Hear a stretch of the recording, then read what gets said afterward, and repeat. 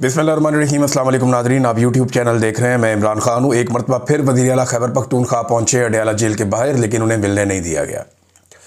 वहाँ पे जो पुलिस है उन्होंने घेर लिया और उन्हें रोक लिया, और एक SHO ने एक सूबे के वज़ीर आला को एक मरतबा फिर पाकिस्तान की सबसे बड़ी और मकबूल पॉलिटिकल पार्टी के जेल में नाहक कैद लीडर से मिलने से रोक दिया। सादी बात यह है, और हकीकी खबर भी यही है कि एक आदमी जिसे जेल में रखा गया सिर्फ इसलिए कि पाकिस्तान की मिलिट्री एस्टेब्लिशमेंट के साथ उसका क्लैश है। मिलिट्री एस्टेब्लिशमेंट चाहती है ये हमारे मुताबिक चले, और वो आदमी चाहता है कि नहीं, अवाम के मैंडेट के मुताबिक मुल्क चलेगा। अब उस आदमी को उठा के जेल में डाल दिया। वो पाकिस्तान का सबसे मकबूल आदमी है, लेकिन इसके बावजूद पाकिस्तान की अवाम ने उसकी जमात को जितवाया।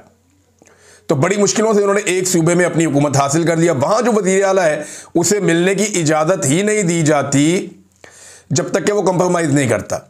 यानी एस्टेब्लिशमेंट ने जिद पकड़ी हुई है, तुम हमसे आकर मिलो, हमारे दरवाजे पर हाज़िरी दो, फिर हम तुम्हारी मुलाकात करवाते हैं इमरान खान से। सुहेल अफरीदी कहता है जी ऐसे नहीं होगा, मैं इमरान खान साहब से मिलूंगा, जिससे वो मुझे कहेंगे उससे मिल लूंगा, क्योंकि मैंडेट उनका है, फैसला उन्होंने करना है। तो और किसी चीज़ के लिए सुहेल अफरीदी वफादारी की कीमत अदा कर रहा है, और खैबर पख्तूनख्वा के जो हमारे गयूर पश्तून हैं उन्होंने हमेशा जो कीमत अदा की है ज़्यादातर वो वफादारी की ही की है, और एस्टेब्लिशमेंट ने उनकी वफादारी का नाजायज़ फ़ायदा हमेशा उठाया है। अब उनके स्टेटमेंट जो आज के हैं वो बड़े सख्त हैं। अगर आप एक दिन पहले का इमरान खान साहब के ट्वीट उठाकर देखें और आज के सुहेल अफरीदी के बयानात उठाकर पढ़ें तो आपको आइडिया हो जाएगा कि ये मामला कितना गर्म हो गया। और कम से कम जो मौजूदा एस्टेब्लिशमेंट है इसके पास इस मामले का कोई हल भी दिखाई नहीं दे रहा, सिवाय इसके कि वो एक जिद है कि जनाब नहीं मिलने देना तो नहीं मिलने देना, और नहीं मिलेंगे तो ये एक जिद है, इससे फर्क कोई नहीं पड़ेगा। इससे सिर्फ आपके कपड़े उतरते जाएंगे और एक एक करके आप नंगे होते जाएंगे। सुहेल अफरीदी ने क्या कहा था ये सुन लें आप। कोलेटरल डैमेज में पहले तो उन्होंने बात की, क्योंकि बहुत सारे लोग इस पर बहुत उछलते हैं, कुछ दानिश्वर भी हैं, कुछ टाउट्स भी हैं, कुछ सियासतदान भी हैं। कोलेटरल डैमेज को वो कहते हैं जी कि ये ठीक है, इसको जस्टिफाई करते हैं। क्या फ़र्क पड़ता है गरीब मर गए तो, पश्तून मर गए तो? इनके घरों के लोगों को अगर मार दिया जाए कोलेटरल डैमेज में तो इनको कैसा महसूस होगा? सवाल तो ये है ना पूछने वाला। तो बैनुल अक़वामी मेयार के मुताबिक कोलेटरल डैमेज की तारीफ में दो चीज़ें देखी जाती हैं। नंबर एक नीयत, इंटेंशन क्या है। नंबर दो तनासुब की प्रपोर्शन क्या है। नीयत हमें मालूम है और तनासुब के लिहाज से सिर्फ 2% है, लेकिन अगर फ़र्ज़ करें कि 100 दहशतगर्द मारे जाते हैं और इनमें 2 आम शहरी ज़ख्मी या शहीद हो जाएं तो ये भी अफसोसनाक होगा। ये इंटरनेशनल मेयार है। हालांकि आलमी मेयार में यही तनासुब तस्लीम शुदा है, मगर यहाँ जब 21 बेगुनाह लोग शहीद हो जाते हैं तो ये खुला जुर्म है। ये किसी सूरत कबूल नहीं होना चाहिए। आप यहाँ बैठकर बड़ी आसानी से बात करते हैं, लेकिन वहाँ मेरे शहरी भी मरते हैं और फ़ौजी भी। वो फ़ौजी भी मेरा भाई है, वो भी शहीद होता है, और सिविलियन भी। ये सब कुछ रियासत की गलत पॉलिसियों के बायस हो रहा है। हम इन्हीं पॉलिसियों पर एतराज़ करते हैं, क्योंकि फ़ैसले बंद कमरों में नहीं होने चाहिए। जिन इलाकों ख़ासतौर पर खैबर पख्तूनख्वा में ये मिसाइल पैदा होते हैं वहाँ के स्टेक होल्डर्स को एतमाद में लेना ज़रूरी है। जब आप फौजी ऑपरेशन की बात करते हैं तो क्या आपको एहसास है कि इसके ज़ख्म कितने गहरे होते हैं? मैंने वो दुख खुद झेला है। मैंने अपने ख़ानदान के 10-10 अफराद की लाशें अपने हाथों से उठाई हैं। हम जब अपने शहरियों की लाशें उठा रहे होते थे तो ऊपर से हम पर फायरिंग की जाती थी। हमने अपनी मसाजिद शहीद होते हुए देखी हैं, अपने उजड़े हुए घर देखे हैं, अपनी बहनों बेटियों को बेबसी की हालत में देखा है। कबायली औरतें जिनके बाल उनके भाइयों ने भी कभी नहीं देखे थे, उन्हें नंगे सर और नंगे पाँव घरों से निकाला गया। हमने वो वक्त भी देखा जब सिक्योरिटी फोर्सेस हमारी मसाजिद में कुत्ते बांधती थीं। जब हम एहतजाज करते कि ये मसाजिद की तौहीन है तो हमें जवाब दिया जाता कि कुत्ते और तुम एक ही बात हो। अस्तग़फिरुल्लाह। ये वज़ीर आला कह रहा है खैबर पख्तूनख्वा का। कितनी तकलीफ दे बात है। सिक्योरिटी फोर्सेस के पास कुत्ते होते हैं वो इसलिए कि ये जब तलाशी वगैरह लेते हैं तो बंदे ढूंढने होते हैं, तो फिर ये वो कुत्तों को सुंघाते हैं मुख्तलिफ चीज़ें और फिर कुत्तों को छोड़ते हैं। और ट्रेंड कुत्ते होते हैं कि जाके वो बंदे आप हमें ढूंढ के दो, कुत्ते ढूंढ के देते हैं। बाद औक़ात इनके कुत्ते होते हैं वो माइंस वगैरह के लिए और दीगर एक्टिविटीज़ के लिए। तो कुत्ते बहुत ज़रूरी हैं सिक्योरिटी फोर्सेस के पास। लेकिन ये बड़ी अजीब बात सुहेल अफरीदी ने बताई कि हमने वो वक्त भी देखा जब सिक्योरिटी फोर्सेस हमारी मसाजिद में कुत्ते बांधती थीं। जब हम एहतजाज करते कि ये मसाजिद की तौहीन है तो हमें जवाब दिया जाता कि कुत्ते और तुम एक ही बात हो।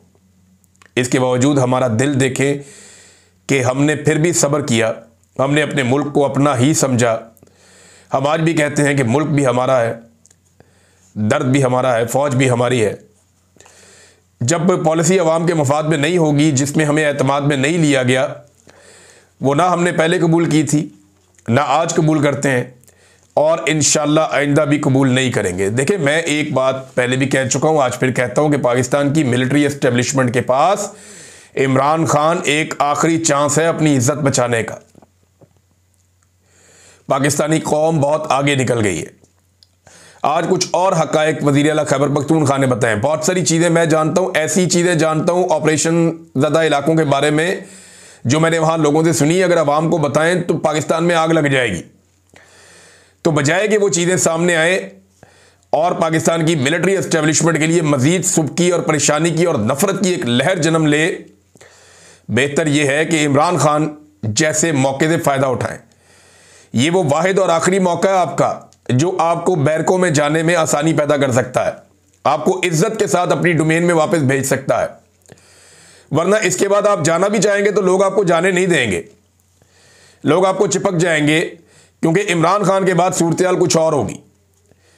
इमरान खान आज भी इतनी शदीद तकलीफ, बर्बरियत, जुल्म, फस्तायत, कत्लो गारतगिरी के बावजूद कहता है मुल्क भी मेरा, फौज भी मेरी।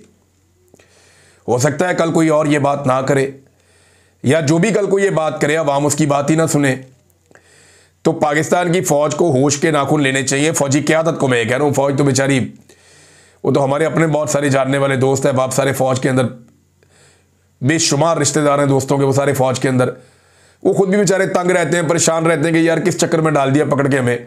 हर बंदा हमें प्यार से देखता था, वो उस तरह नहीं देखता, अनफॉर्चुनेट है। तो इमरान खान ये मिलिट्री एस्टेब्लिशमेंट के लिए आखिरी मौका है कि इनको इज्जत के साथ इस जंजाल से वो निकाल सकता है। उसके बाद लोग किसी की बात ही नहीं सुनेंगे। जो इस बारे में बात करेगा लोगों से गालियां देंगे, जैसे कि अभी भी लोगों को गालियां, लोगों की जबान की नोक के ऊपर गाली होती है। जो आदमी जरा सा प्रो एस्टेब्लिशमेंट होने की कोशिश करता है, दुर्गत बना देते हैं लोग। ये रियलिटी है, आप इससे भाग नहीं सकते, भाग नहीं सकते। आपने अपने बड़े करीबी लोगों को कहा कि यार हमारी तारीफ करके देखो, लोगों ने बात नहीं सुनी उनकी। और जिन लोगों ने आपके खिलाफ 4 जुमले बोल दिए, लोगों ने उनको उठा के सर पे रख लिया। एमएल वली खान और फजलुर रहमान के जुमले वायरल हो जाते हैं जो वो एंटी एस्टेब्लिशमेंट बोलते हैं। तो इमरान खान इनके बाद आखिरी मौका है, बाकी मर्जी है इनकी। और बातें भी सुहेल अफरीदी ने की। इन्होंने कहा जब इन दहशतगर्दों को दोबारा आबाद किया जा रहा था सूबे में, किसी को एतमाद में नहीं लिया गया था। आप सहाफ़ी हैं, कबाली इजला में जाकर वहाँ के मशरान से पूछें कि आप लोगों को किसके साथ आप लोगों ने जरगे किए थे और कौन आपको इस बात पर कायल कर रहा था कि इनको हम दोबारा यहाँ आबाद करते हैं। सरहद पर बाढ़ लगी हुई थी। इनका दावा तो ये है कि चिड़िया भी पर नहीं मार सकती, तो फिर मालूम नहीं ये दहशतगर्द कहाँ से आते हैं। यही हमारा सवाल है और ये सवाल करना जायज़ है। अब इसमें 5 सवाल आते हैं जो सुहेल अफरीदी ने उठाए और ये एस्टेब्लिशमेंट से उन्होंने पूछे 5 सवाल और उन्होंने कहा जी इनका जवाब तलाश करें ना सहाफ़ी, हमसे तो अगर पूछ लेते हैं, इनका जवाब तलाश करें। नंबर 1, दहशतगर्दों को कौन वापस लेकर आए और कैसे वापस लेकर आए। नंबर 2, बॉर्डर क्रॉस करके दहशतगर्द किस तरह से पाकिस्तान में आते हैं। नंबर 3, यहां सारे गैर कानूनी काम कौन करवा रहा है, किसकी सरपरस्ती में हो रहे हैं। नंबर 4, बॉर्डर से गैर कानूनी असलहा कौन लेकर आ रहा है, बहुत इंपॉर्टेंट है। नंबर 6, बॉर्डर पर जिन ऑफिसरों की ड्यूटी है इनके असास से डिक्लेयर किए जाएं। देखिए ये जो बॉर्डर पे ड्यूटी है ना, ये बड़े पैसे इसमें मिलते हैं, ये बात ठीक है, झूठ नहीं है। चाहे तेल की स्मगलिंग हो, चाहे हथियारों की स्मगलिंग हो, चाहे गाड़ियों की स्मगलिंग हो, चाहे स्पेयर पार्ट्स की स्मगलिंग हो, चाहे मनशियात की स्मगलिंग हो, इसमें बहुत पैसा है। मैं ज़ाती तौर पर ऐसे लोगों को जानता था जो इस किस्म की एक्टिविटीज़ करते थे। उनके बारे में ये मशहूर था कि ये कारोबार करते हैं, ये चीज़ें वो करते हैं और स्मगलिंग करवाते हैं बॉर्डर के ऊपर, हर तरह की, असले की भी, गाड़ियों की भी, मनशियात की भी। और अब मनशियात का इल्ज़ाम जो है वो उठाकर सुहेल अफरीदी और मीना खान अफरीदी के खाते में डाल दिया गया। इस पर भी जो है एक रद्देमल आया। खैबर पख्तूनख्वा की जानिब से शफी जान साहब जो हैं तर्जुमान, जो बैरिस्टर सैफ की जगह पे आए हैं, उन्होंने क्या कहा ज़रा ये सुनिए। DGISPR से उन्होंने सवाल किया कि पिछले महीने टेलीग्राफ की एक रिपोर्ट शाया हुई जिसमें बलूचिस्तान को ओपीएम कैपिटल करार दिया गया दुनिया का। ओपीएम कैपिटल यानी जो ओपीएम है, जहां से दुनिया की खौफनाक मंशियात जन्म लेती है, उसकी फसल सबसे ज़्यादा बलूचिस्तान में उगाई जा रही है। मैं ज़ाती तौर पे इसका गवाह भी हूं। मैंने एक तस्वीर पिछले दिनों शाया की थी, जारी की थी ट्विटर पे। मेरे पास तस्वीर नहीं है, मेरे पास वीडियोस भी हैं और बहुत सारे सबूत हैं। सिर्फ तस्वीर इसलिए लगाई ताकि लोगों को पता हो कि मैंने जाके उसको छू के देखा है, मैंने जाकर उसको खुद पता किया कि ये कहां कहां पे लगी हुई है। और एक इलाका नहीं है, ये बेशुमार इलाके हैं जहां पे ये लगी हुई है, और इतनी ज्यादा लगी हुई है कुछ सोच भी नहीं सकता। वो जो रिपोर्ट है वो तो ये बताती है कि पता नहीं कितने हजार एकड़ है, लेकिन ये उससे बहुत बड़ा काम है।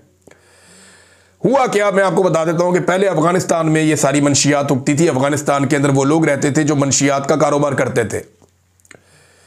कुछ खास कबायली और वहां के अफगान बाशिंदे थे जिनको इसके अंदर महारत है कि वो ओपीएम को, उसका जो टांडा होता है उसको ब्लेड लगाते हैं, फिर उसको छोड़ देते हैं। उसमें जो मवाद निकलता है उसको सर्टेन टाइम के लिए छोड़ते हैं, फिर इकट्ठा करते हैं। वो प्रोसीजर मैं बताना नहीं चाहता, मैंने वहीं पे सीखा था, पूछा था लोगों से। और इस तरह ये आहिस्ता आहिस्ता मंशियात इकट्ठी करते हैं। ये सारा काम पहले अफगानिस्तान में होता था। तालिबान रजीम आया तो उन्होंने ये सारा काम बंद कर दिया, ठप हो गया, खत्म हो गया। अब ये सारा काम शिफ्ट हो गया बलूचिस्तान वाली पट्टी में, कुछ एरिया खैबर पख्तूनख्वा के, वहां पे भी ये होता है। लेकिन बहुत बड़ा इसका जो हब है वो बलूचिस्तान है, जहां पे ये बड़े पैमाने पे होता है। अफगानिस्तान में पहले फैक्ट्रियां होती थी मंशियात की, वो सारी शिफ्ट होकर पाकिस्तान में आ गई बलूचिस्तान में। ये भी मैं आपको बता दूं, ये रिपोर्ट गलत नहीं है, टेलीग्राफ की रिपोर्ट ठीक है। और ये जो लोग इसके एक्सपर्ट हैं ये काम करने के, ये लोग पाकिस्तानी है ही नहीं, ये अफगानी है। इनको रोजाना की बुनियाद के ऊपर पाकिस्तान में दाखिल किया जाता है। कौन करता है? सिक्योरिटी फोर्सेस इनको रोजाना की बुनियाद पे पाकिस्तान में दाखिल होने देती है। ये यहां पे आते हैं, अपना काम करते हैं और वापस जाते हैं। ये आते जाते रहते हैं हजारों की तादाद में, और यहां पे धड़ाधड़ काम हो रहा है मंशियात का। और फैक्ट्री जो है, जो पहले वहां पे अफगानिस्तान में होती थी, जो तबाह हो गई, वो फैक्ट्रियां बलूचिस्तान में एक मुकाम है, मैं वो जगह भी जानता हूं, वहां पे अब ये फैक्ट्रियां बहुत बड़े पैमाने पे लगाई गई हैं।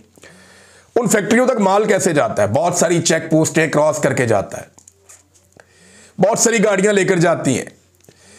बहुत सारे बंदे ऐसे हैं जो रोजाना की बुनियाद पे सिक्योरिटी फोर्सेस के साथ उनके बड़े जबरदस्त लिंक हैं, और वो रोजाना की बुनियाद पे ये चीजें वहां से लेकर जाते हैं, लेकर आते हैं। तो पूरी हकीकत बतानी चाहिए ना, ये तो एक पूरी इकोनॉमी है।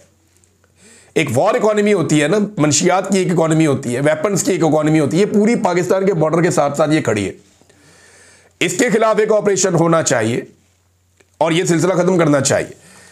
तो उन्होंने कहा जी अब बताएं बलूचिस्तान में किसकी हुकूमत है, वहां पे किसका राज है, वहां के बॉर्डर की सिक्योरिटी किसके पास है? आप ये हम सवाल DGISPR से पूछे। जिस प्रोपेगेंडा और झूठी वीडियो की आप बात कर रहे हैं, जिन 2 सहाफियों के हवाले से रिपोर्ट शाया करवा के वजीर आला पर इल्जाम लगाया गया, वो इसकी तरदीद कर चुके हैं। ये रिपोर्ट शाया करवाई गई एक कि जनाब ये खैबर पख्तूनख्वा में ये चीजें हो रही हैं, ये देख लें। 2 सहाफियों का नाम लिया गया, वो दोनों सहाफी मुकर गए। उन्होंने कहा हमने तो खबर नहीं दी हुई। लेकिन क्योंकि DGISPR की तरफ से एक चीज आ गई थी, तो मीडिया ने जनाब वही काम किया, बूट पॉलिश करते करते पहुंच गया और जाली खबर भी दे दी। उसके बाद का सहाफियों के हवाले से रिपोर्ट शाया करवा के वजीर आला पर इल्जाम लगाया गया, वो इसकी तरदीद कर चुके हैं। यही बात चंद दिन पहले DGISPR ने सहाफियों से मीटिंग में की और वही प्रोपेगेंडा वीडियो में आ गया।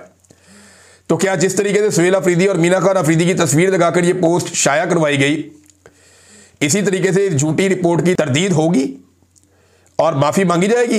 ये भी शफी जान ने सवाल पूछा। तो माफी तो मांगनी चाहिए, गन तो इन्होंने मारा है। तो ये नादरीन बड़ी इंपॉर्टेंट खबरें थी। इसके अलावा जो वज़ीर आला खैबर पख्तूनख्वा हैं वो पहुंचे वहां पे इस्लामाबाद हाई कोर्ट में कि हमारे लीडर इमरान खान साहब का जो है वो कहते हैं जी लगता ही नहीं है केस, और चीफ जस्टिस से वो मिलना चाह रहे थे इस्लामाबाद हाई कोर्ट में। 1.5 घंटा वो वहाँ इंतज़ार करते रहे, बैठे रहे, सहाफ़ियों से बातचीत करते रहे, लोगों से बातचीत करते रहे। लेकिन वज़ीर आला खैबर पख्तूनख्वा की मुलाकात चीफ जस्टिस से नहीं हुई। चीफ जस्टिस उन्हें मिले ही नहीं। फिर वो अडियाला गए, अडियाला में जो कुछ हुआ वो सारा कुछ आपने देख लिया। ये अडियाला वाला एपिसोड भी आपने देख लिया और इस्लामाबाद हाई कोर्ट में जो हुआ वो भी आपने देख लिया। अब नाजरीन एक और चीज बड़ी बारीक वारदात डाली जा रही है, वो मैं आपके सामने रख देता हूं। लेकिन सबसे पहले मीडिया को यह कह दिया गया कि आपने आर्टिकल 243 पे बात नहीं करनी, आपने डोनाल्ड ट्रंप के नोबेल इनाम के हवाले से बात नहीं करनी, आपने गजा में फौज भिजवाने के हवाले से डिटेल में कोई बातचीत नहीं करनी। सरसरी बातचीत हो जाए तो ठीक है। इन टॉपिक्स के ऊपर पाकिस्तान का मीडिया बात नहीं कर रहा, बदकिस्मती से। और अगर बात करता है तो बिल्कुल घुमा फिरा के थोड़ी सी इनका इख्तलाफ उनका इख्तलाफ। पाकिस्तान के मीडिया ने ज्यादा प्रोग्राम पता किस बात पे किया, इमरान खान सख्त क्यों बोलते हैं, पीटीआई के नौजवान गुस्से में क्यों है, फिर ज्यादातर उन्होंने इन चीजों पर पीटीआई के अंदर इख्तलाफात क्यों है। ये पाकिस्तान के मसाइल हैं उनकी नजर में।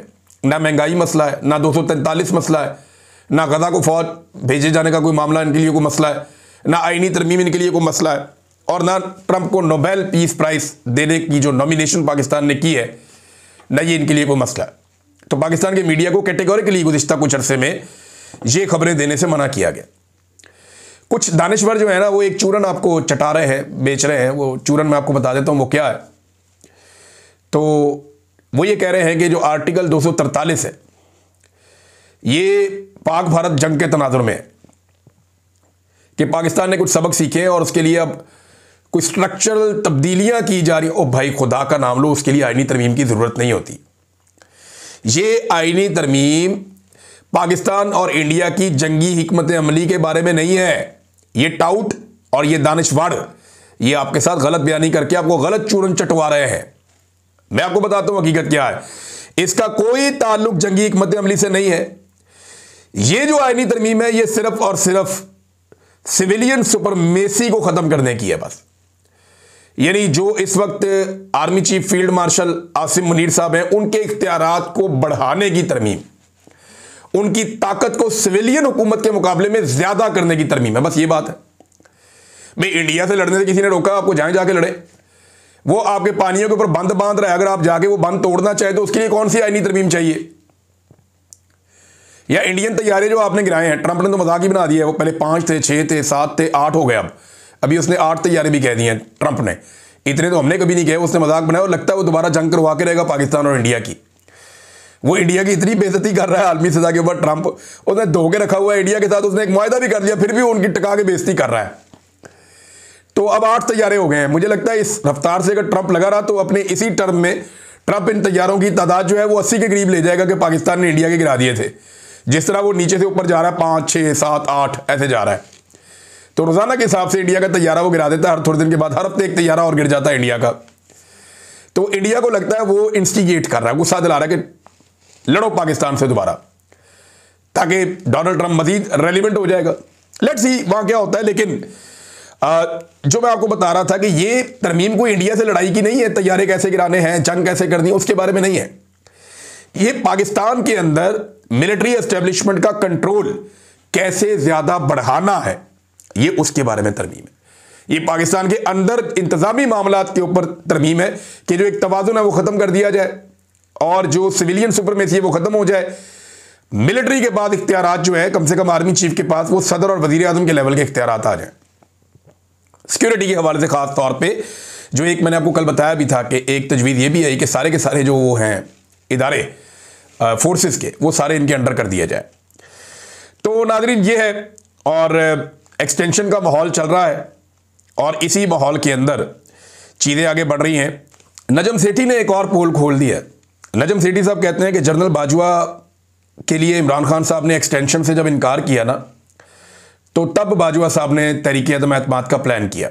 ये बात मैं आपको उस वक्त बता रहा था जब ये बात बताने पे मेरे पे पर्चे हो रहे थे। जब जनरल बाजवा का दौर था मैंने आपको तब बताया था कि जनरल बाजवा ने इमरान खान से एक्सटेंशन मांगी, इमरान खान साहब ने इनकार कर दिया था। इमरान खान साहब का वो इनकार उनके गले पड़ गया। बाद में हालांकि इमरान खान साहब एक दौर में उन्हें कहते भी रहे कि यार अगर एक्सटेंशन के लिए इन चोरों को लेकर आना है तो दफा करो, मेरे से ले लो। ये भी इमरान खान साहब ने तंग आके जनरल बाजवा को कहा था, जिसके ऊपर इमरान खान साहब को आज ताने भी दिए जाते हैं। लेकिन जनरल बाजवा ने एक्सटेंशन के लिए कोशिश की, इमरान खान साहब ने कहा पहले पछता रहा हूं, नहीं दूंगा। जनरल बाजवा ने अमेरिका में गेम की, वहां से साइफर लाया, सबको साथ मिलाया और तहरीक अदम एतमाद करवा दी। ये गेम जनरल बाजवा ने किया और इसमें जनरल बाजवा के जितने भी दस्ते राज थे उन सबको आप अच्छे तरीके से जानते हैं। आलिया हमजा साहबा ने एक मरतबा फिर पंजाब जो वेस्ट है उसके तमाम टिकट होल्डर, स्टेक होल्डर्स और तंजीमी अहदेदारान को हुक्म जारी किया है कि इस्तेदाद दहशतगर्दी की अदालत में पहुँचें और उसके अलावा इस्लामाबाद हाई कोर्ट जाएँ, वहाँ पर पुरअमन जो है वो अलामती धरना भी दें। तो पंजाब के अंदर से एक्टिव होना बहुत ज़रूरी है। खैबर पख्तूनख्वा तो एक्टिव हो चुका है सुहेल अफरीदी के आने के बाद, और अब मोमेंटम आहिस्ता आहिस्ता बढ़ता चला जा रहा है। आने वाले दिनों में आप कुछ चीज़ें और भी देखेंगे, आपको कुछ और चीज़ें नजर आएंगी, क्योंकि अभी ये मैं चंद मनाजिर देख रहा था जहाँ पे MNAs और MPs जो है इस्लामाबाद हाई कोर्ट के बाहर उन्होंने धरना दिया हुआ था कि इमरान खान साहब के मुकदमा क्यों नहीं लगाए जा रहे। एक और चीज़, शाह महमूद कुरैशी साहब से कितने आराम से मुलाकात हो गई थी, फवाद चौधरी साहब की, इमरान इस्माइल साहब की, मौलवी महमूद साहब, सबकी आराम से मुलाकात हो गई थी। और अब जब मिलने के लिए बैरिस्टर गौहर गए और उनके साथ पाकिस्तान तहरीक इंसाफ के 1-2 लोग गए, तो 2.5 घंटा उन्हें इंतजार करवाया गया, और 2.5 घंटा इंतजार के बावजूद उनकी मुलाकात शाह महमूद कुरैशी साहब से नहीं होने दी गई। बस इसके अंदर सारी कहानी है। अब तक के लिए इतना ही। अपना ख्याल रखिएगा, अपने चैनल का भी। अल्लाह हाफ़िज़।